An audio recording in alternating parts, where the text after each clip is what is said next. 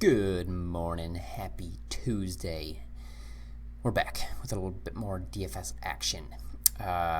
So you might notice that I'm clean shaven. I don't have my hat on. I've returned back to my little boy form. I'm older than you think, by the way. If you want to guess, shoot it below. All right, so want to quickly review last night's doubleheader 2-game lineup on DraftKings. I really like 2 or 3 game slates. I think that, so for one, they're still difficult. There's still a ton of variance, and so by no means is an easy hit.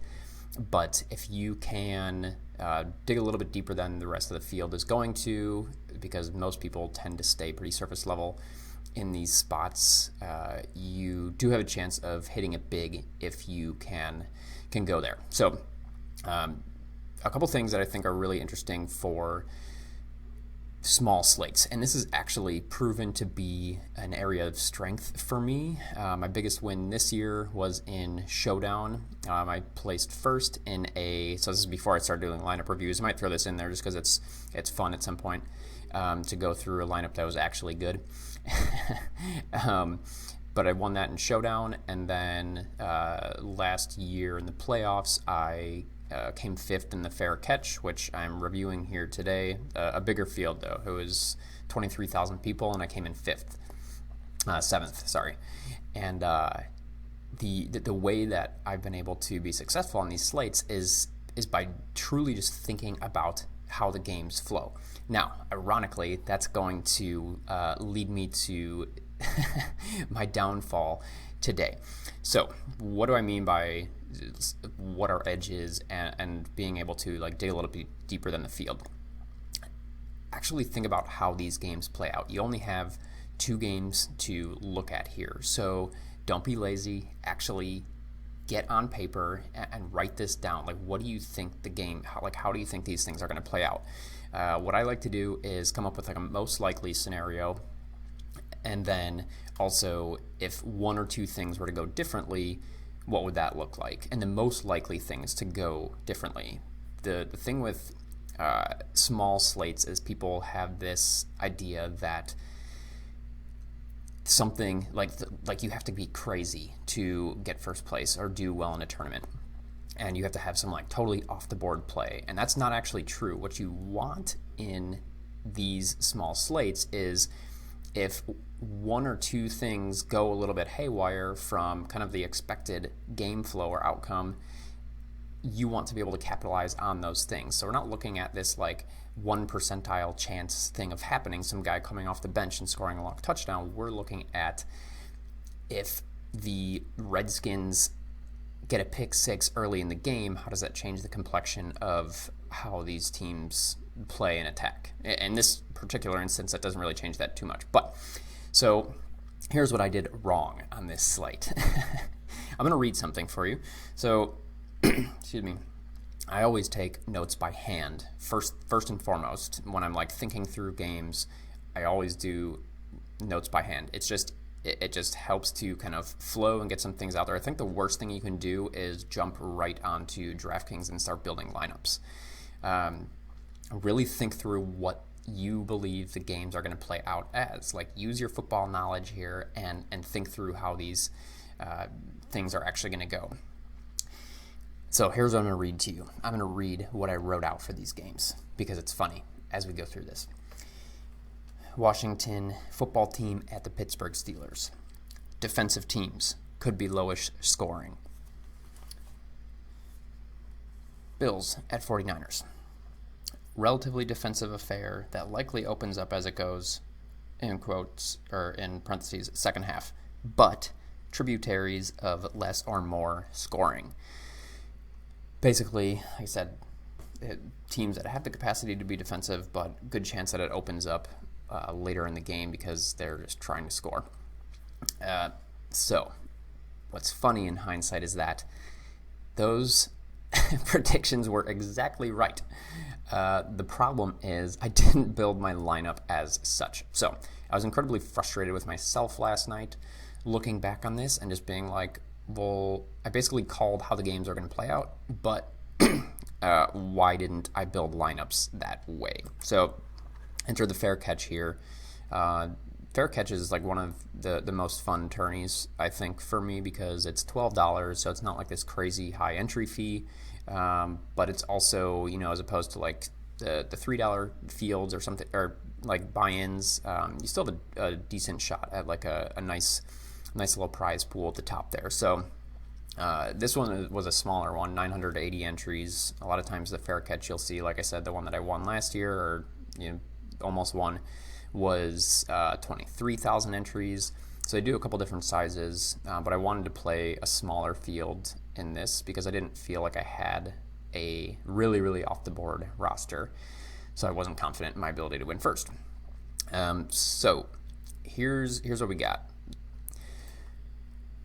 Now, I just told you what I thought for the scoring. So, and the reason why trying to figure out where the scores are going to go in each individual game is because the most important thing on small slates are touchdowns. I mean, this is always, but it's especially so on a small slate because there's only a handful of guys that are going to score touchdowns, and if you don't have most of those guys in your roster, then you're screwed. You're not winning anything worthwhile. So here's what I did. From the Washington Pittsburgh game, I went Ben Roethlisberger with Deontay Johnson, Chase Claypool, and Antonio Gibson coming back. I almost said Jordan Reed because that's just what we're used to. So my thinking here was that the Steelers have been insanely pass heavy recently. Roethlisberger's throwing like easily 40 plus passes in a game. I think he's at even this game was like 50 pass attempts. So it's just like insane. They're not even trying to run the ball. So I wanted no part of Benny Snell or their run game. And Deontay Johnson continues to be a target hog. He's essentially in the Antonio Brown role, and people just aren't picking up on this. So he was just kind of a no-brainer play for me. And then I added Chase Claypool in there because they like him. Ben likes him in the red zone, and he has a capacity for big plays as well. So I like those two as like a block of plays. And then Big Ben, hoping for him to go over 300 and get like 3 touchdowns or something. Now, I will say, he was close. He literally, at the end of the game, desperation garbage time, broke the 300, so got lucky there. I mean, didn't really end up meaning anything anyways for my rosters, but that was the thinking with the Pittsburgh guys. And then on the other side, honestly, I didn't like anybody on Washington. Against Pittsburgh, no thanks. I didn't want any part of Terry McLaurin here. I figured that Pittsburgh was just going to be totally focused on him. And they were, which means that Logan Thomas went off. So at 100 less than Jordan Reed, that really hurts because I was bouncing back and forth between the two. I knew that that Logan Thomas was really going to be the Washington football team's only option of moving the ball against this Pittsburgh defense.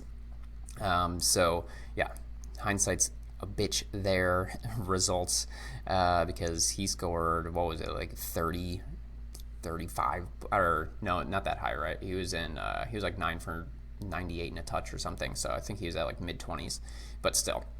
Big play there. And yeah, I honestly didn't even love Antonio Gibson here against the Steelers, great defense. But like literally running back on this slate was just so ugly. And they finally started to really ride him in the last game. Started to really seem like they want to use him as a feature back. He got a handful of passes last time, and so I did like McKissick a little bit in this spot, but I was scared to pull the trigger because of, like I said, Gibson really had been seeing more work. It looked like they had been putting more confidence in him. Ran cold with him because he got injured right away, and yeah, didn't do shit. So that was that game. And then from the 49ers and Bills, I really liked the 49ers run game in this spot because that's where Buffalo's defense is the weakest. And I just figured that this would be a back and forth affair and that the 49ers would have a handful of goal line attempts. I was wrong, really wrong on how they played that. They went full-blown committee with their running backs, so that sucks. It sucks for the 77% of us who drafted Raheem Mostert. So just brutal in terms of committee, and the funny thing is, like, on this 2-game slate, it was just all, it was all committee or like Antonio Gibson going up against an incredibly good Steelers run defense. So I brought it back then with so Mostert, Reed, and 49ers defense from the 49ers. I thought Reed had a solid chance, at 3,200 to be a meaningful piece in this game where most people would be leaning wide receivers, and in hindsight, for good reason. Ran super hot here just because Reed scored a last-minute touchdown that meant nothing. But again, not enough to actually help my lineup. So finishing with 49ers D, I thought, Josh Allen. There's always a chance that they've been pretty aggressive, and figured that there's a good chance they get a couple sacks, probably a couple picks, might be 1 or 2 picks, and if they get lucky, grab a touchdown there. I'll take this. I'll take this more often than not, like at this low. I think all these defenses ended up sucking on this slate, but if I'm getting that type of ownership on a 2-game slate, I still think it was a pretty good play.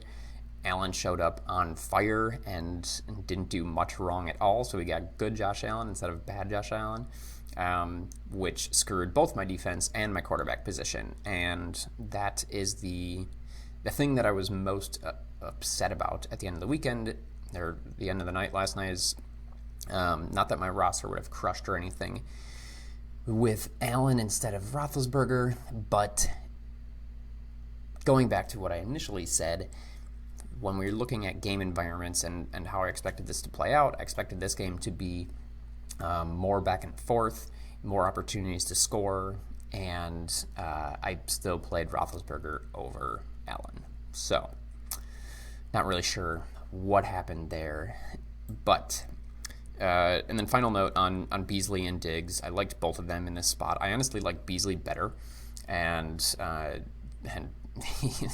he came out that way.